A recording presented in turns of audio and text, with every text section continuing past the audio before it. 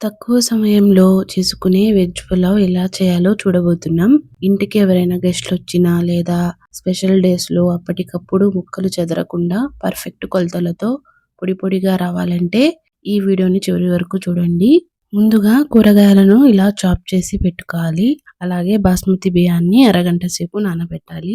ఇప్పుడు ప్రాసెస్‌లోకి వెళ్దాం. స్టవ్ మీద వెడల్పాటి గిన్నె పెట్టి ఆయిల్ 4 టేబుల్ స్పూన్, ఘీ 2 టేబుల్ స్పూన్లు వేయండి. నెయ్యి వేస్తేనే పులావ్‌కు అసలైన టేస్ట్ వస్తుంది. ఆయిల్ హీట్ అయిన తర్వాత సన్నగా తరిగిన ఉల్లిపాయలు, అలాగే హోల్ గరం మసాలా అంటే లవంగ, యాలుకలు, చెక్క, జాపత్రి, స్టార్ అనాస, బిర్యానీ ఆకు, షాజీరా వేసి వేయించాలి. ఉల్లిపాయలు గోల్డెన్ కలర్‌లో వచ్చేంత వరకు వేయించాలి. ఉల్లిపాయలు ఈ కలర్‌లో వచ్చాక 1 ½ టేబుల్ స్పూన్ అల్లం వెల్లుల్లి పేస్ట్ వేసి వేయించాలి. అల్లం వెల్లుల్లి పేస్ట్ పచ్చివాసన పోయేంత వరకు వేయించాలి. మంచి అరోమా వస్తుంది. అప్పుడు 2 టేబుల్ స్పూన్ల పచ్చి కొబ్బరి పేస్ట్ వేసి వేయించాలి. పేస్ట్ కొంచెం కలర్ చేంజ్ అయ్యి ఆయిల్ సెపరేట్ అవుతుంది. అప్పటి వరకు కలుపుతూ వేయించండి. కొబ్బరి అడుగు అంటుతుంది. మధ్య మధ్యలో కలుపుతూ వేయించండి. ఆ తర్వాత మనం కట్ చేసి పెట్టుకున్న వెజ్జెస్‌ని కూడా 1 బై 1 యాడ్ చేయాలి. ఫస్ట్ 2 పచ్చిమిర్చి, 2 బంగాళాదుంపలను ఇలా ముక్కలుగా కట్ చేసుకొని వేసుకోవాలి.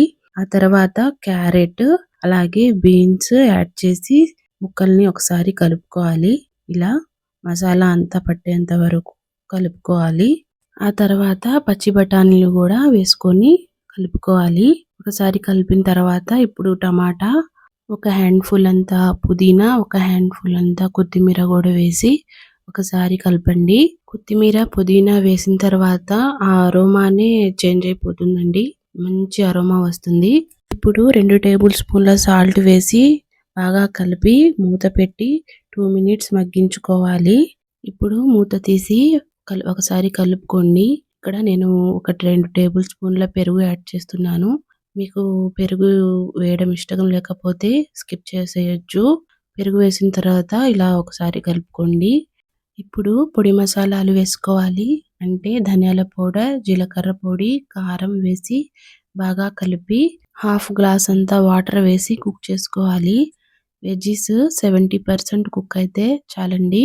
మరీ మెత్తగా కుక్ అవ్వాల్సిన పని లేదు. ఇప్పుడు మనం తీసుకున్న బాస్మతి బియ్యానికి 1 కప్పుకి 1 ½ కప్ మెజరింగ్‌తో వాటర్ వేసుకోవాలి. మూత పెట్టి ఎసరు వచ్చేంత వరకు వెయిట్ చేయండి. ఇప్పుడు బియ్యం వేసి మెల్లగా కలపండి. బియ్యం విరిగిపోయే ఛాన్స్ ఉంది. అందుకే నిదానంగా కలపండి.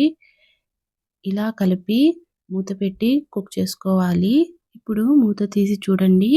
ఇలా ఒకసారి కలపండి.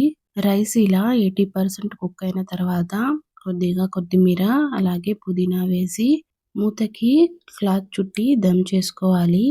ఒక 10-15 మినిట్స్ దమ్ చేయాలి. ఇలా కుక్ అయిన వెజ్ పులావ్‌ను 15 మినిట్స్ తర్వాత మూత తీయండి.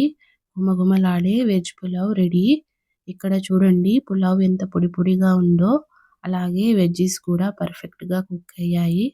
చూసారుగా ఎంతో రుచికరమైన వెజ్ పులావ్ రెడీ అయింది.